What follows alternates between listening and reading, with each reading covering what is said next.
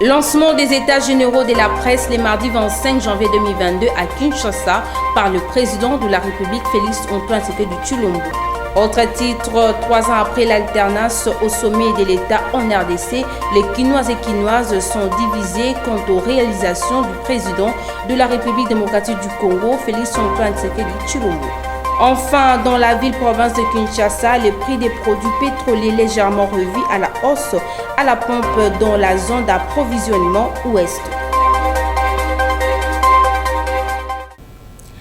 C'est une nouvelle édition du journal, mesdames, messieurs. Votre préoccupation, c'est notre devoir. Le président de la République démocratique du Congo, Félix Antoine Tshisekedi Tshilombo, a lancé les états généraux de la presse le mardi 25 janvier 2022 à Kinshasa. Suivez les détails dans ces reportages.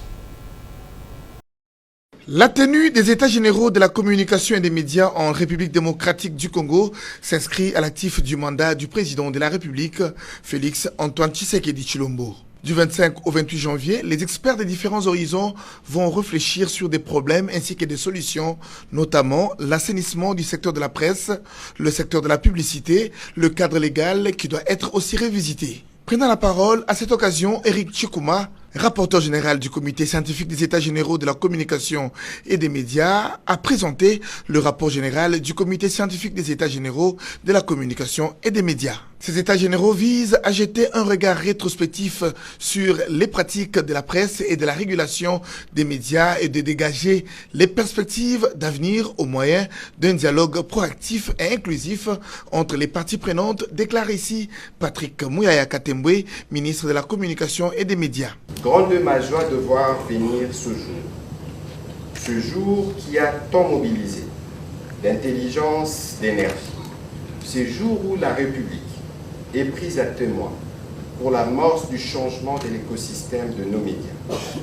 C'est un jour historique pour la presse, parce qu'il arrive près de 3 décennies plus tard pour réunir à nouveau tous les acteurs, évaluer les chemins parcourus et scruter l'avenir avec des idées d'ensemble.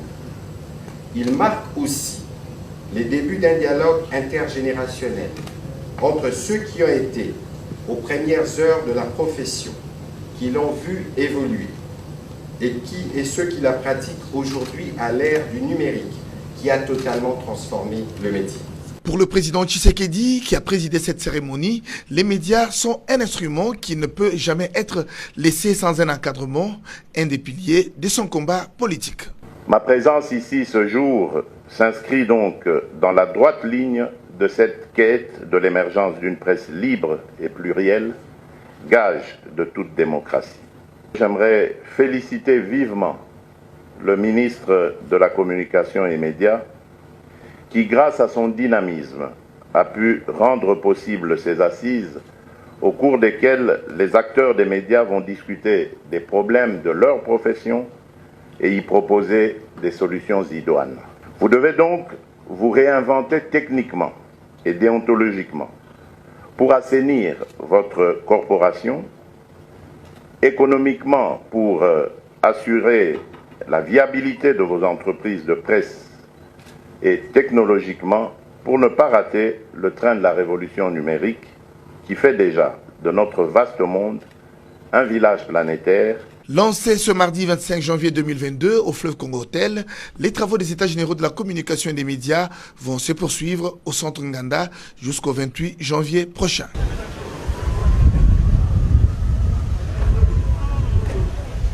Échange de vœux 2022 et 3e anniversaire de l'alternance pacifique du pouvoir en RDC. Le leader des regroupements politiques membres de l'Union sacrée se sont réunis autour de chefs des institutions de la République. La mère Mende pour le compte rendu. Suivez. Les chefs de regroupement politique de l'Union sacrée de la nation se sont réunis ce soir ensemble avec les responsables des institutions dont vous savez qu'ils proviennent de l'Union sacrée de la nation pour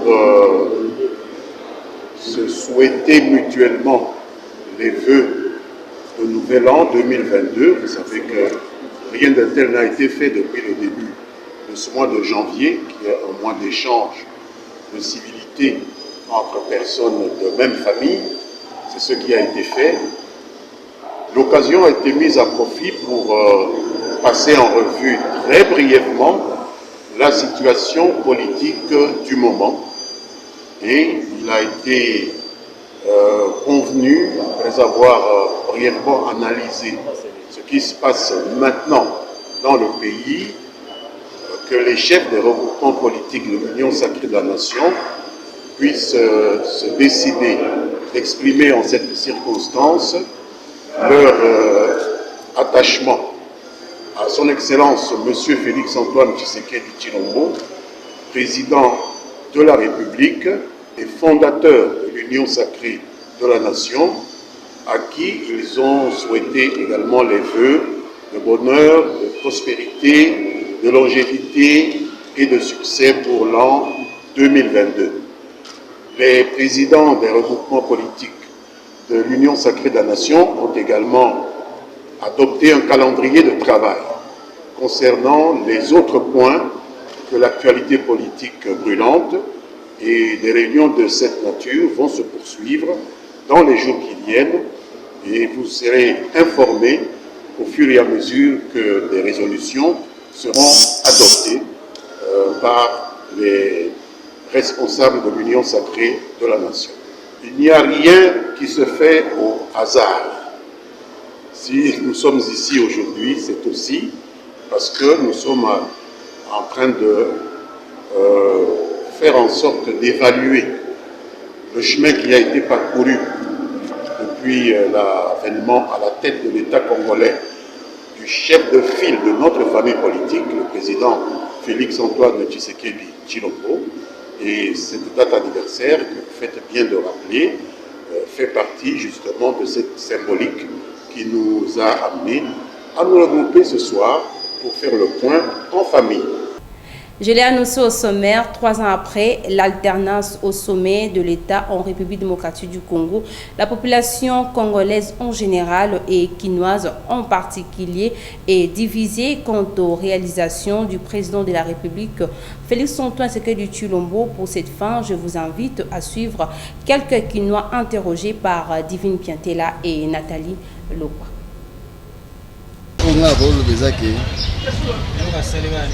Président de la République, tu as marqué dans mon thème et tu as une confiance en tout et pour tout. Mais ça va continuer à pouvoir, oh, biso to moni, ça, oh, biso to kansaïté. Mais en réalité, a échoué. À ce point, on a démissionné. Na 2 ans où etikali to sepela asalata mi balé to misatu et ko sepesa ba congolais to bossa na moi 3 ans wana par rapport à ba promesse ya pesa biso na minute to se retrouver ka biloko nyonso na TV ndenge ba bomona na TV boy eza moins cher mais ko ke soma on a gambela eza cher.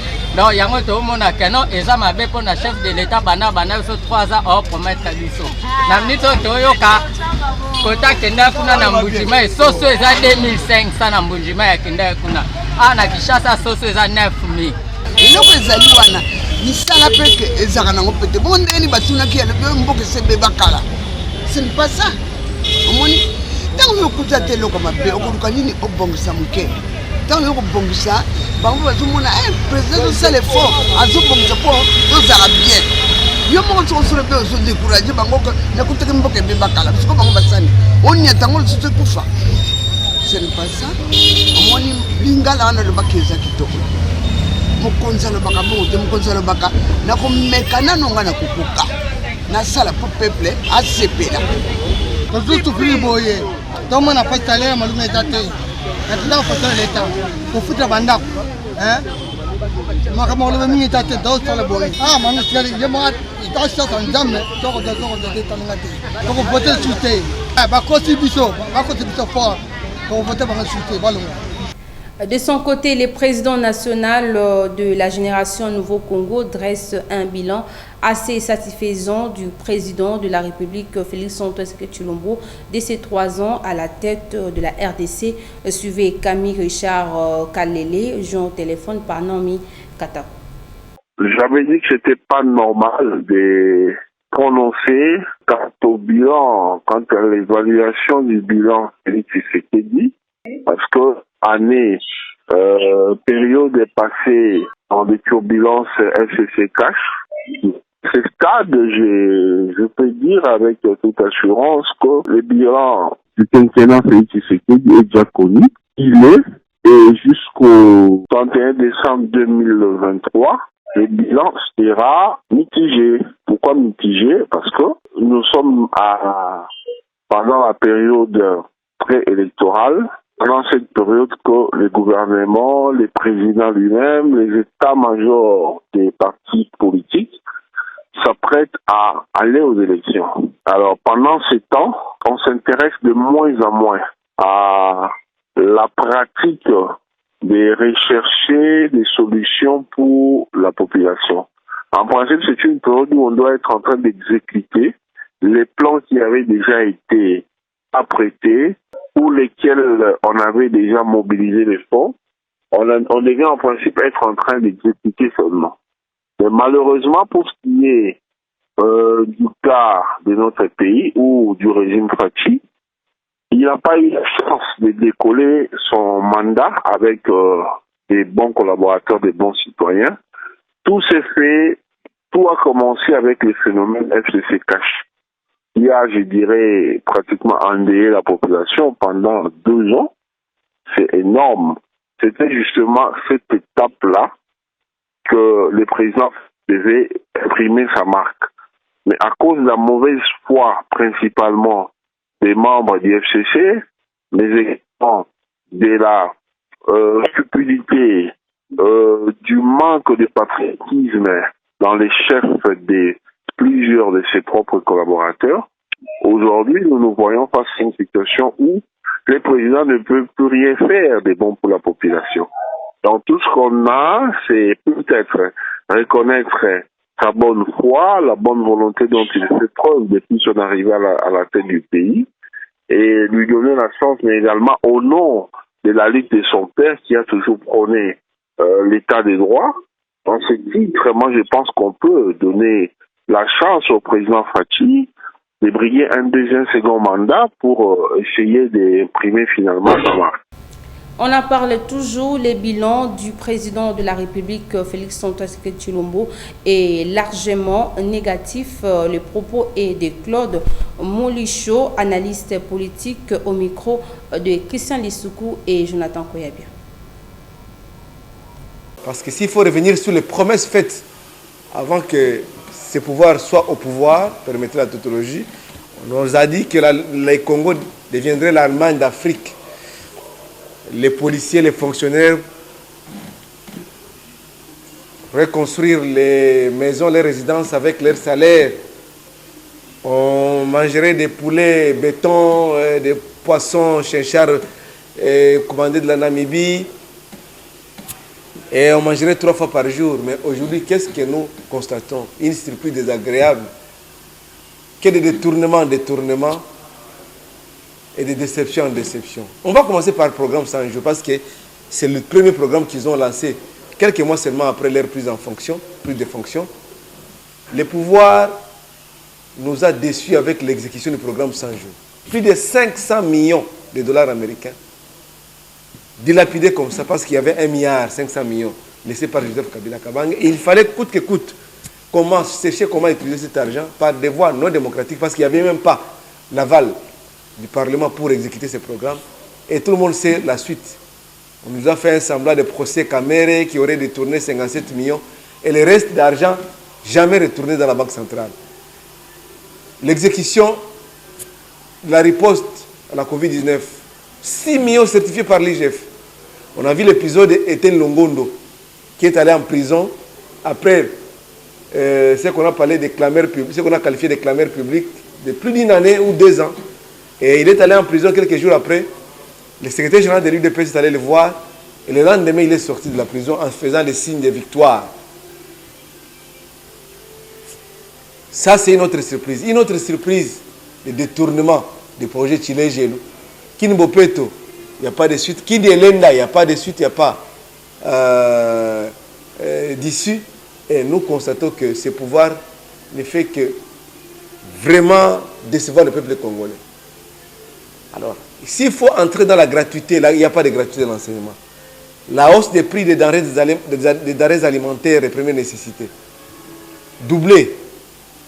Aujourd'hui, les professeurs des universités sont en grève. Ils ont dit qu'ils ont perdu 40% de leur pouvoir d'achat. Et aujourd'hui, les Congolais ne savent plus manger. Il n'y a pas d'électricité, il n'y a pas d'eau potable, il n'y a pas de routes. Il n'y a pas à manger. Tout à fait autre chose à Kinshasa, le prix des produits pétroliers légèrement revu à la hausse à la pompe dans la zone d'approvisionnement ouest. Désormais, 1 litre d'essence est vendu à 2095 francs congolais, les gazoles à 2085 francs congolais ainsi que le pétrole à 1700 francs congolais. Les constats est fait par Naomi Katako et Olivier Mangila. Les prix des produits pétroliers sont légèrement revus à la hausse dans la zone d'approvisionnement ouest de Kinshasa. Depuis ce mercredi 26 janvier, 1 litre d'essence s'éva à 2095 francs congolais, les gazoles à 2085 francs congolais, tandis que le pétrole passe à 1700 francs congolais. À en croire, le communiqué signé par le directeur des cabinets du ministre de l'économie nationale, cette décision est les conséquences de l'évolution considérable de paramètres de structure des prix de ces produits. Pour le conducteur, cette décision sur la hausse des prix des carburants n'est pas la bienvenue. Biso bato ya moto tozo comprendre te. Eza net soki nde nini tozo comprendre bien te. Okotala ko banda depuis dola imatakiti lelo ezokita te. Lelo komiti makambo ya carburant ekomo mata mata. Tozo senga nanu totambola malamu esenge bakitisa carburant tikala ta na 2000 tango to bando futa ezaka meme. Mboka eza mabe mabulu moyete carburant soki mati consommation ko banda kozana ba moto na mituka parce que mboka nyo c'est baby. Tozana ba konja na Congo. Gouvernement mobimba ezali. Ministre de tutelle azali ya économie. Maintenant ba négociation bango basalaka na ba opérateur économique.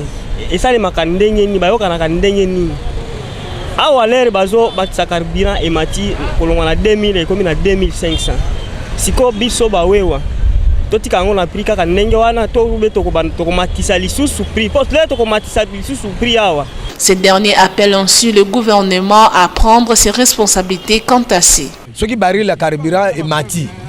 Mais à quoi trouver la solution? Auparavant, tu as dit que ceux qui barrent la carburant et mati. Na ndenge na yemo gouvernement azo bakse 100 francs on a baki sili bisoto pesa. Il fallait que le gouvernement zwango bakse la ba mandataire wana. Ole ki acha on a charge na biso. Peut-être to mono comme escroquerie. To sengi na ye azong c'est la biso. D'ailleurs, na 1995 wana to tam sa taxi na 500 francs. Ministre de transport a dit que no taxi 500 francs et 400 francs. Et ben non peut se ya kanda. Maintenant si ko ya ko bakse 100 francs. Pour que nous soyons tous à 500 francs, tout 600 francs.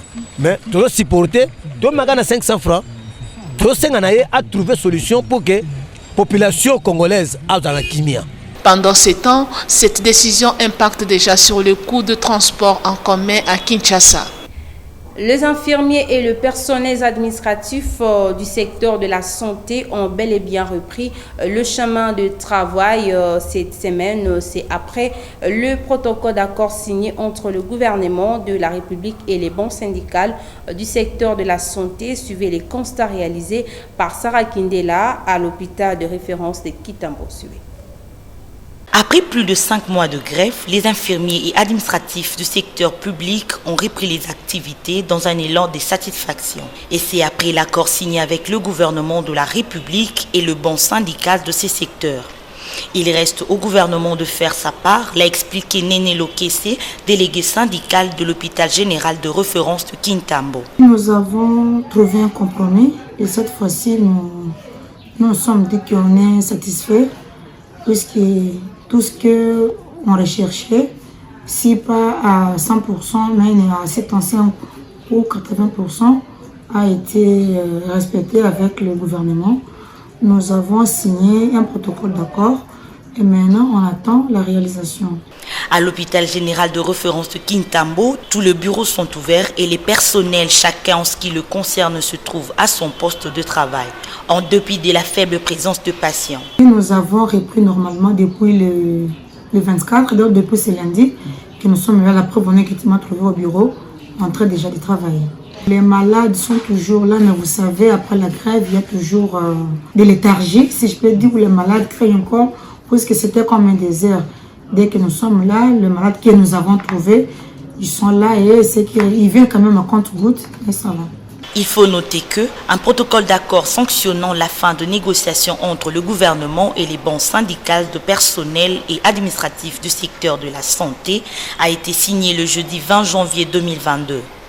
Au Nord Kivu, un colonel de FARDC est tombé sur le champ de bataille le mardi 25 janvier 2022 lors d'un affrontement opposant l'armée loyaliste aux éléments identifiés aux ex-combattants M23. Suivez ces commentaires des copains Koutoumissa.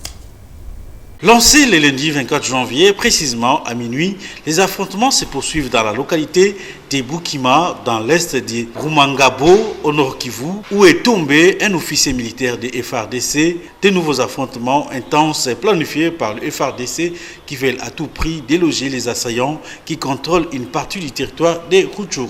Depuis plusieurs années maintenant, les mouvements du 3 mars, ex-M23 continue de faire parler de lui suite à ses multiples attaques et contrôles des localités dans les territoires de Rutshuru.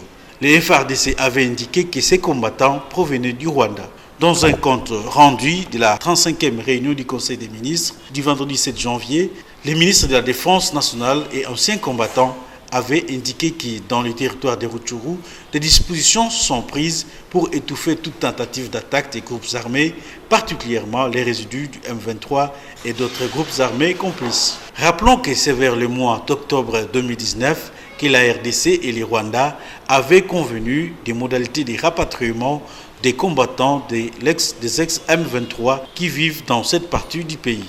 De quoi continuer à faire peser la menace dans la province du Nord Kivu, où l'état de siège est en vigueur depuis le 6 mai dernier.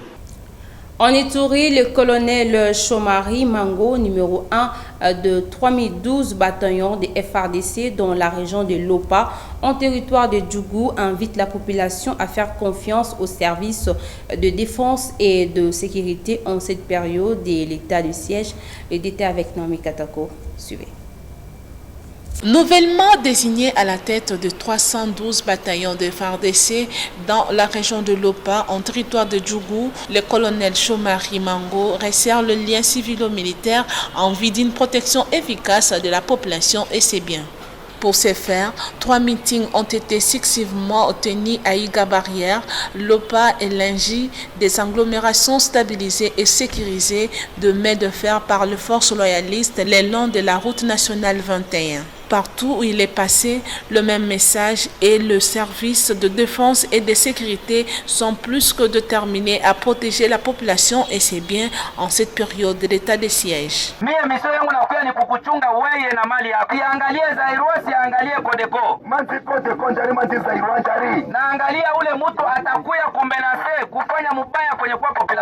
Pour mener à bien sa mission, l'armée régulière a besoin de l'accompagnement de la population, a-t-il ajouté le colonel Chomari Mango. Kunaonekana kunakuwa ukosefu wa salama. Ninafuti Kongo Ilonga. Na ile ukosefu wa salama inabidi tugawanye sie bote mafikiri pamoja. Ule bari shinari komando madinga dizanga na kudinga nga ngoi kunari jotuna. Tuone namna gani Depuis l'instauration de l'état de siège, la situation sécuritaire s'est fortement améliorée dans cette zone longeant la RN27 grâce aux opérations militaires sous la houlette du lieutenant-général Luboya Kashamadjoni, gouverneur et commandant des opérations en Ituri. Pour clore cette édition du journal Avenue Bagata au quartier Salongo, dans la commune de Kintambo, nécessite l'implication des autorités ayant ces secteurs dans leurs attributions eu égard à ce qui éprouvent les usagers comme difficulté sur leur passage, constaté par Nathalie Lokwa et Jonathan Koyabia.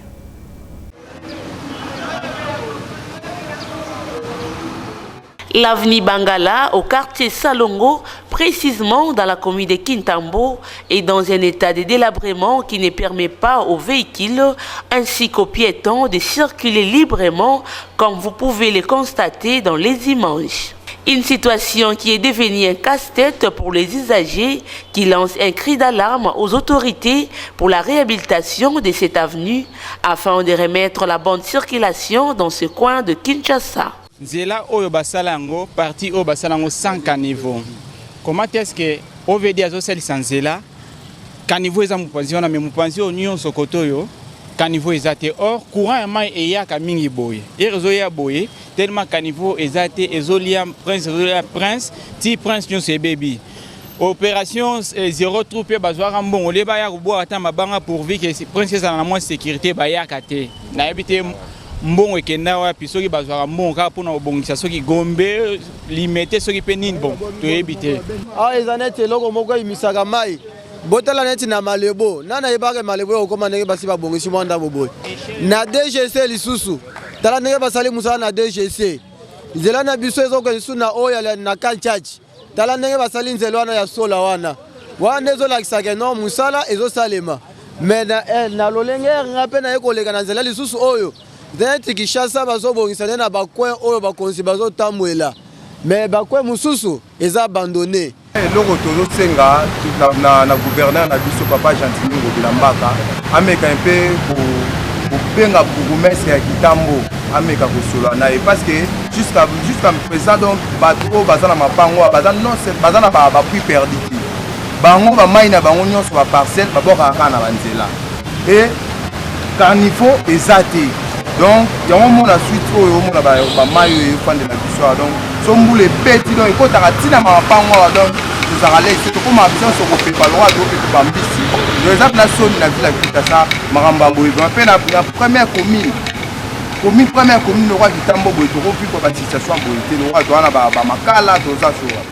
Il revient aux autorités de faire quelque chose en urgence pour répondre favorablement à la préoccupation des usagers de l'avenue Bangala dans la commune de Kintambo, afin de leur permettre de circuler librement.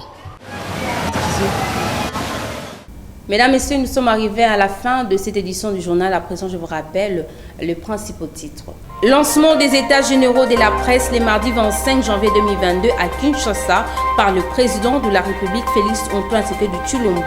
Autre titre, 3 ans après l'alternance au sommet de l'État en RDC, les Kinois et Kinoises sont divisés quant aux réalisations du président de la République démocratique du Congo, Félix-Antoine Tshisekedi Tshilombo.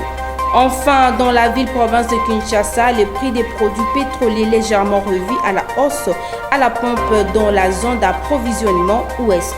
Voilà, ça n'est fini complètement pour cette édition du journal. Merci à l'équipe rédactionnelle pour ce travail abattu et merci aussi à vous de continuer à nous faire confiance. Au revoir.